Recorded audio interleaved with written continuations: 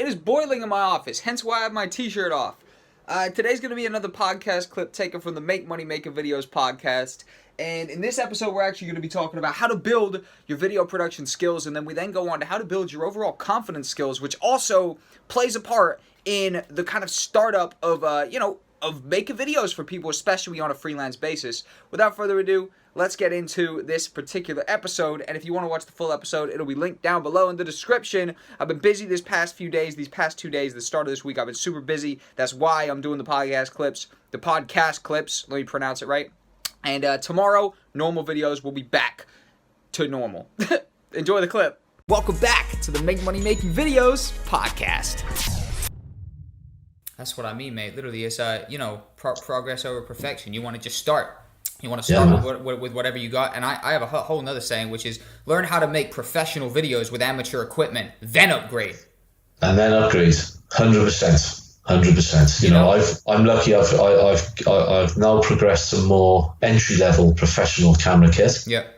But again, you know, it's not the, you know, I mean, you could turn up at the same gig with a professional videographer and think, shit, man, look what you, and scurry out the way because you're not good enough. But no, that's not the case, man. You can actually make very good videos. Can make great stuff. Oh, basic stuff, yeah. Yeah. No, mate, you can make amazing stuff. It's really not what you're holding in your hand. It's what, you know, it's that image you got in your head. It's what you're actually doing. It's what you can do in the edit room and everything like that. Like, you know, it's just that creative vision for it, and just being willing to just try stuff and not do well, and try stuff and not do well, mate. Make the mistakes. Absolutely. I throw myself at this stuff, mate. Literally, I fucking, you know, I brought this fucking drone out to a shoot, crashed it when I was shooting the thing. You know what? I mean, I don't care. I'm laughing with the client. You know, the client, we're having a laugh together. You know, you just reminded me.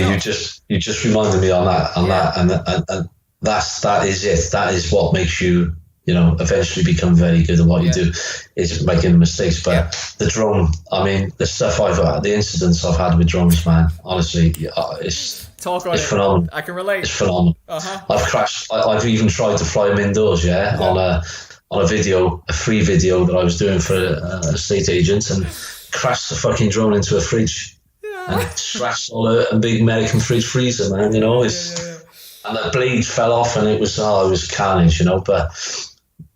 I love those moments. I eat those moments for breakfast. This car dealership I was talking about a second ago, local car dealership, and I go there. I'm trying to get an overshot of all the cars on the lot. The fucking drone is windy. It goes into one of those standard racing flags that they got with all the checkers. It gets wrapped up. Oh, nightmare! You know, it's crazy, man. It is crazy, isn't it? And it is what it is. Again, you know, I've crashed it into windows on my house, like practicing. Trees. That's the big thing. Trees, man. Hit a branch and boom. You know, great fun. But like I say, you know, and the rules and regs with drones are obviously, you know, changing rapidly, which is fair enough. And you know, that's the next thing I'm doing, is because at the moment I can fly drone. I've got plenty of experience in flying it, you know, in my free time. But I definitely need to develop my skills on the drone and you know, acquire the license that you need to do it professionally. That's the tricky thing. Around here, you know, I'm kind of in the middle of nowhere down in Devon, so we have a little bit more leeway in terms of, you know, probably nobody's gonna fucking make a fit. No one's really gonna even know that there's necessarily that strict rules. But I mean, you know, planning this move that I'm planning up to London in the next few months, and thinking, you know, you can't just fly a drone up there. So it's really getting yourself certified or you know, finding a way around it, which really, that, you know, when you're in a big populated place, you know, the way to do it, it's a different ball game. Totally different. Where I live, you know, in South Wales, and I'm not too far from the airport, from Cardiff Airport, and it is a strict no-fly zone that they've implemented.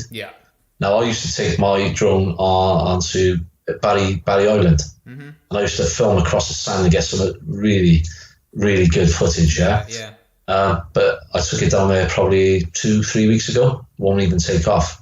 There's a complete block on the whole zone. Holy shit! Wow! So they've got that's from recent developments, you know, with the news and people flying drones near Heathrow and stuff. So the no-fly zones have been extended, and for that reason, obviously, that's a good thing. But definitely. For us responsible flyers, should we say, that do it for a hobby, things are coming down. Yeah, I know. Did you hear about in Canada, you get a $5,000 fine if you're flying a drone? You have to get a whole license.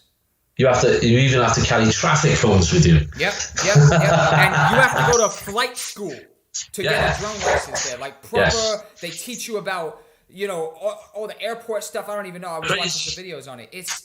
We can literally go flying planes. If you fly a drone, you can fly a plane. You basically have to. That's what they say. They say you have to get a pilot's license. You basically. It's crazy. It's crazy, man. But obviously, there is a need for this type of measure because there's some lunatics flying drones around planes. Yeah. But we're not all like that, are we?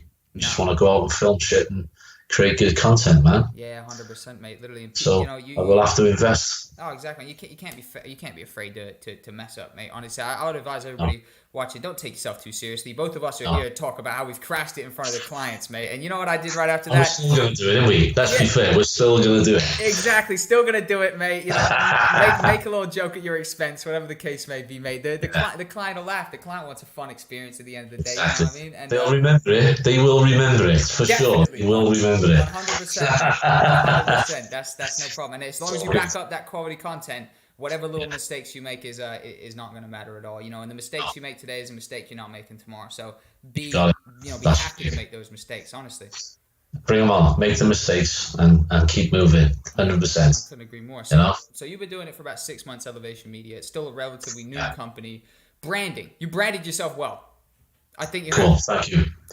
Great. I love that. Talk a little bit on branding because I love the car. That's amazing. Do you know what I mean? That's the first person I've seen do whack the logo on the car. I'm sure that gives you a little credibility when you rock up to a business in the branded car. Talk on branding, especially for my younger guys, because branding is crucial.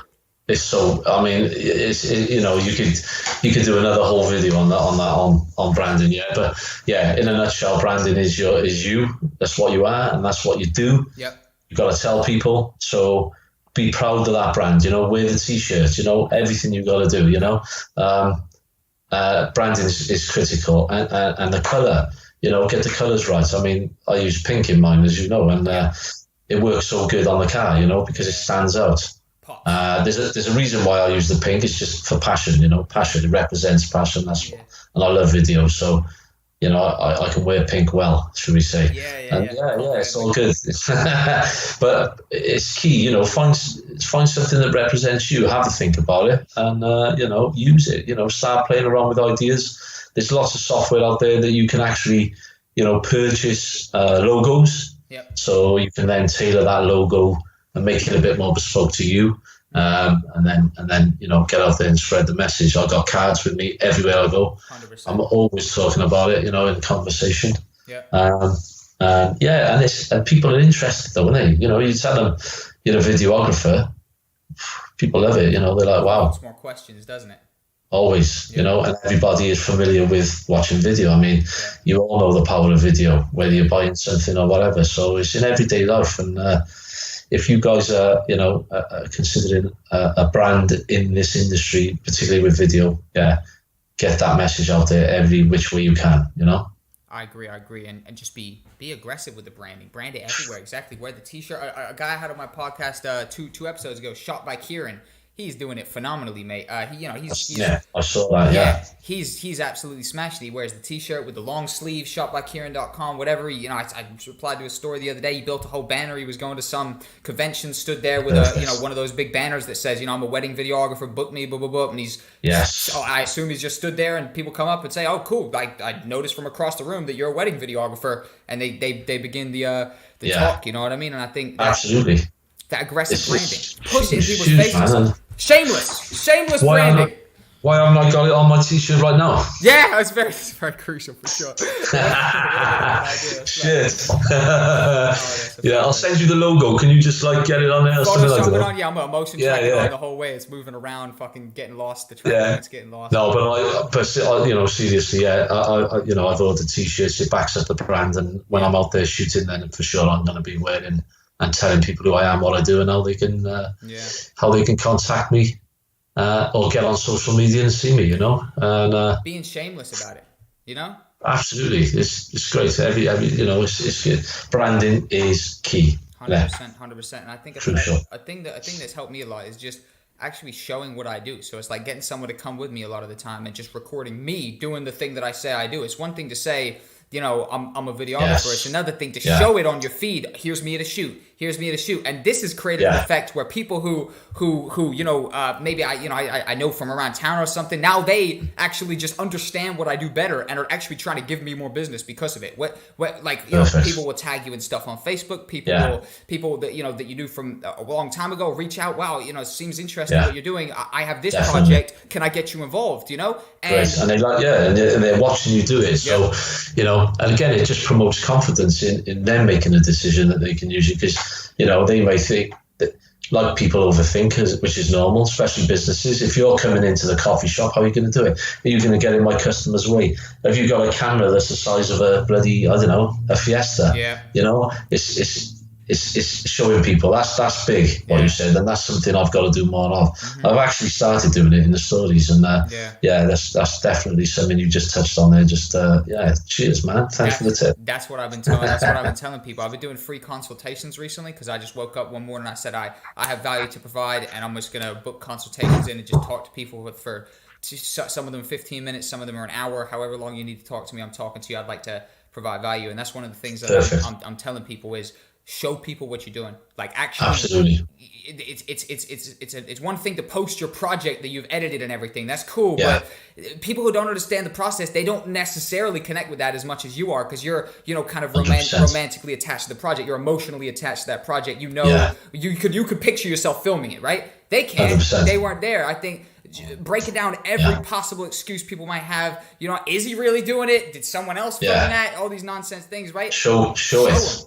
Show that shit. Yeah, absolutely, man. 100%. It's all about it. You know, we're all human at the end of the day, and you know, we're good people to deal with as filmographers, and we're not intrusive. We don't get in your way. We actually give people something to talk about, and again, when people know that, and that sort of, you know, they send you messages and they drop you lines and all the rest of it, you know, with things, and Jack or Dean would be really good at doing this, and that's what I need, you know. And it just absolutely, just keep doing it, innit? Keep it up.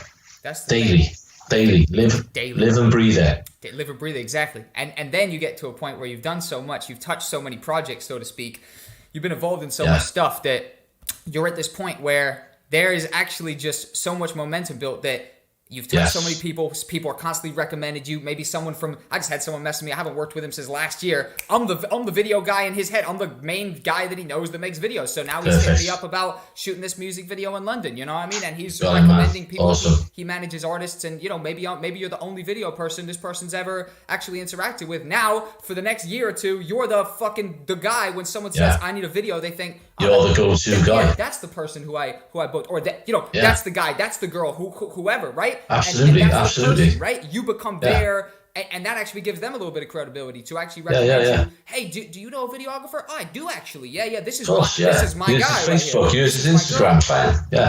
Exactly. And to be honest with you, you know, friends and family, then, you know, they know you're doing that, and they know how passionate you are about it, and they feel like they're, you know, doing someone else a favor by mentioning you. So all of a sudden they'll be like, you know, they'll tag you in everything, you know. And man, it's a momentum. Like you say, just get that snowball going and build and build and build, so it becomes unstoppable, you know. Yeah, exactly. It's the snowball effect. It gets, you know, it just gets bigger and bigger as you go. You know, it starts off a little slow, and you know, a couple years in, you've established yourself, and now you've actually just interacted with all these things. You're not even thinking about all the stuff every day that you've done, but then you've done it all. It's a track record. You built that track record, and people are thinking about you when you're just, you know, sat there, and then you start getting passive clients. You start not passive clients, but you get passive client acquisition, because you're not doing anything. You've just been involved in stuff, and now people are recommending you. Precisely, man. Literally, I think a fucking awesome thing to touch on next, mate, is you're on the older generation. How old are you, by the way, if you don't mind me asking? I don't mind. 47 years old. That's my lucky number. I'm phenomenal that you said that. 47 and 33 are my lucky numbers. That makes me feel even more confident about having you on this podcast, my friend. Fucking phenomenal. I want to ask, right? I got 17-year-olds here on the channel, right? You know what I mean? So I got 17-year-olds. I got 27-year-olds. 37-year-olds could even benefit. What advice do you have for the younger generation, man? Because you've picked up a lot. Well, right. I would say trust your instincts and your gut. If people are telling you you can't do it, well, They're talking about themselves. definitely do it. They're talking about themselves. 100%. They can't visualize how can that possibly work. You need to do this. So, without how can I say, sounding like a preacher then, should we say, certainly for you younger guys, trust what you do, okay?